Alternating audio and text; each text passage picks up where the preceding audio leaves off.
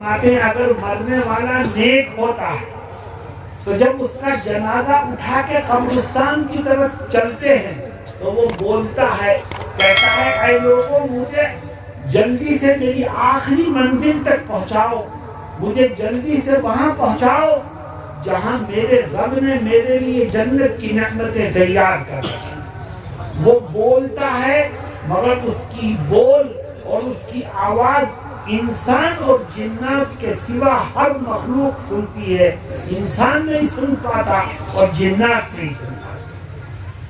اسی طرح اگر گناہگار انسان کی میت اٹھا کر قبرستان کی طرف لے کر کے چلتے ہیں تو وہ بھی بولتا ہے، چیختا ہے، چلاتا ہے، کہتا ہے ارے مجھے کہاں بربادی کی طرف لے جاتے ہیں، کہاں ہلاکت کی طرف لے جاتے ہیں، کہاں جہنم کے عذاب کی طرف لے جاتے ہیں۔ لیکن میرے دوستوں کوئی سنتا نہیں اور سب اس کو لے کر کے قبرستان میں پہنچ جاتے ہیں۔ اللہ کے نبی علیہ السلام فرماتے ہیں دیکھ مال و دولت نے تو پہلے ہی ساتھ چھوڑ دیا تھا، تیرے رشتہ دار تجھے قبرستان لے کر کے آئے، تیرے جنازے کو قبر کے کنارے رکھا گیا، جب جنازے کو قبر کے اندر اتارنے کا وقت آیا تو دو رشتہ دار نیچے اترے، انہوں نے میت کو سہارا دے کر تجھے قبر کے اندر لٹا دیا اور سب باہر کھڑے ہیں، صرف دو اندر گئے،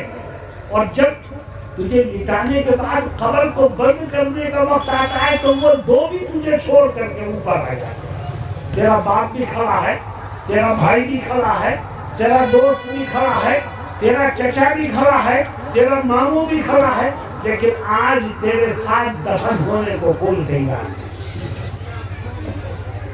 قبر بند ہوئی تو رشتہ داروں نے بھی تیرا ساتھ چھوڑا۔ جناب رسول اللہ صلی اللہ علیہ وسلم فرماتے ہیں کہ قبر جیسے ہی بند ہوتی ہے اللہ رب العزت مردے کے کان میں سننے کی طاقت کو پیدا فرما دیتا ہے اور فرماتے ہیں وَإِنَّهُ لَيَسْمَعُ قَرْعَ نِعَالِهِمْ، وہ اپنی قبر پہ بیٹھ کر کے یا لیٹ کر کے اپنے رشتہ داروں کے واپس جاتے ہوئے ان کے جوتے کی آواز کو اپنی قبر میں سنتا ہے۔ یہ سب مجھے چھوڑ کر کے جا رہے ہیں، سوچو دل پہ کیا گزرتی ہوگی، کوئی نہیں میرے ساتھ ہے، جو مجھے دفن کرنے آئے تھے وہ بھی واپس جا رہے ہیں۔ نبی کریم علیہ السلام فرماتے ادھر رشتہ دار قبرستان کے گیٹ سے باہر نکلتے ہیں، ادھر کیا ہوتا ہے اگر مرنے والا نیک ہوتا ہے تو اس کی قبر کا ایک کونا پھٹے گا اور اس میں سے ایک بہت خوبصورت اور حسین انسان قبر میں داخل ہوگا۔ وہ حیران ہوگا کہ میرے رشتہ دار تو سارے ساتھ چھوڑ گئے، یہ کون ہے؟ اس سے پوچھے گا تو ہے کون، تو میری قبر میں آیا کیوں؟ اتنا حسین انسان ہے تو کہ میں نے تجھ جیسا انسان تو آج تک دیکھا نہیں، تو آیا کیوں میری قبر میں، تو ہے کون؟ تو میرے دوستوں کو جواب کیا دے گا؟ دیکھو مرنے والے نے تین چیزیں چھوڑی تھی، مال و دولت، رشتہ دار اور گھر والے، اور نمبر 3 اپنے اعمال۔ اس کی قبر میں جو خوبصورت انسان داخل ہوگا جب وہ اس سے پوچھے گا تو ہے کون، تو وہ جواب کیا دے گا؟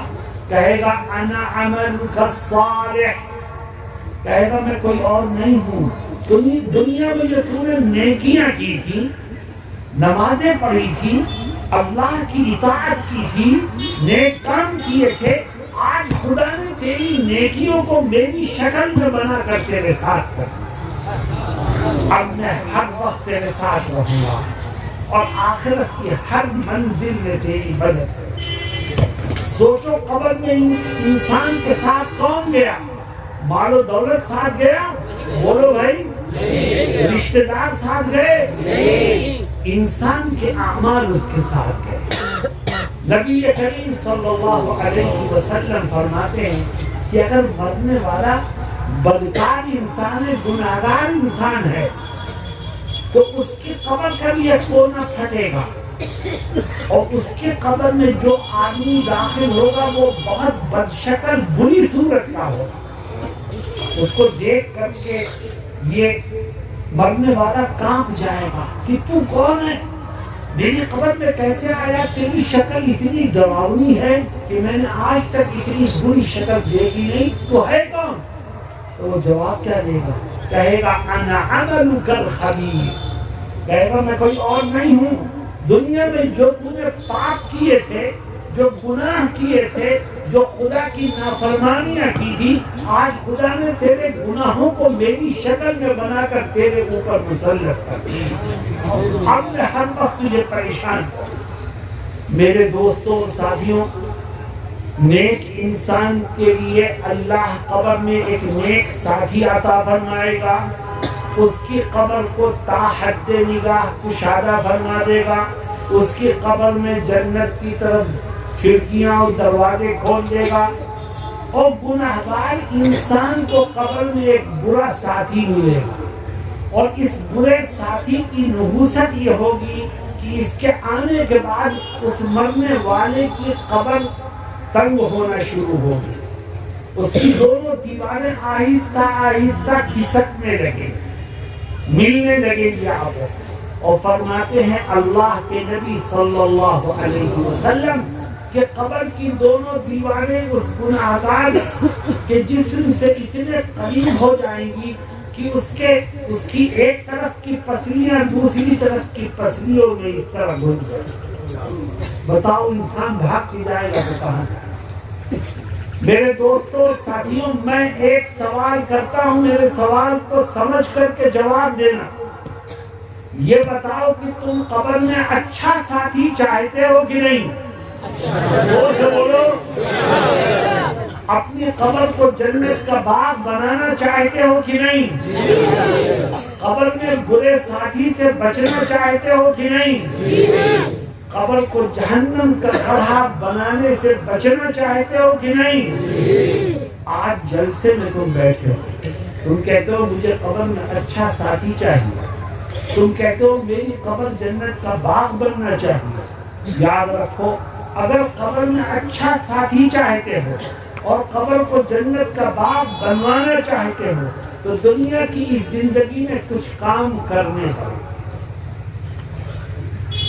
اگر کچھ کام کرو گے نیک کام تو اس کا بدلہ قبر میں ملے گا، اور نہیں کرو گے تو سزا اور تباہی کے سوا کچھ حاصل نہیں۔ بتاؤ نیک کام کرنے کے لیے تیار ہو؟ صرف 4 کام کرو۔ کتنے کام؟ 4 کام۔ جس نے یہ 4 کام کیے تو اسے یقین دلاتا کہ اللہ اس کو قبر میں اچھا ساتھی نصیب فرمائے گا، اس کی قبر کو جنت کے باغ میں تبدیل ہو۔ وہ 4 کام ہیں کیا؟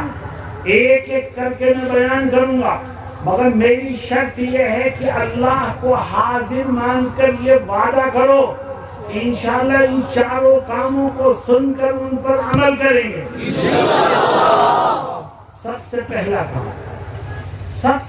کام، اگر یہ چاہتے ہو کہ آپ کو قبر میں اچھا ساتھی ملے اور خدا آپ کی قبر کو جنت کا باغ بنا دے، تو سب سے پہلا کام یہ کہ آج سے یہ طے کرو کہ زندگی کے آخری سانس تک، جب تک جسم میں جان اور بدن میں روح رہے گی، اس وقت تک روز آنا 5 ٹائم کی نماز پابندی سے پڑھتے رہے۔ جو روزانہ 5 ٹائم کی نماز پابندی سے پڑھے گا، خدا اس کو قبر میں اچھا ساتھی نصیب فرمائے، اس کی قبر جنت کا باغ بن جائے۔ اتنا بڑا مجمع ہے، مجھے بڑا افسوس اور دکھ ہے کہ آج امت میں مسلمانوں نے نماز کو کھلواڑ بنا لیا۔ اس مجمع میں بہت سے ایسے لوگ ہوں گے کہ جو نماز پڑھتے ہی نہیں، ان کو دکان پر جانے کا ٹائم ملتا ہے، دنیا کمانے کا ٹائم ملتا ہے، گھومنے پھرنے کا ٹائم ملتا ہے، لیکن ٹائم نہیں ملتا تو نماز پڑھنے کا ٹائم نہیں ملتا۔ ایسے لوگ سن لیں کہ قبر میں خدا کی رحمت سے وہ محروم رہے۔ اور اس مجمع میں بہت سے لوگ ایسے ہیں جن سے پوچھو نماز پڑھتے ہو تو وہ سینہ ٹھوک کے کہتا ہے کہ ہاں مولانا صاحب میں جمعے کی نماز کبھی نہیں چھوڑتا. ہنسنے کی بات نہیں ہے، رونے کی بات ہے کہ مسلمان ہو کر کے یہ جواب دیتا ہے کہ میں جمعے کی نماز کبھی نہیں چھوڑتا، بقیہ نمازوں کا کیا کرتا ہے؟ تیرا ایمان باقی ہے کہ ختم ہو گیا؟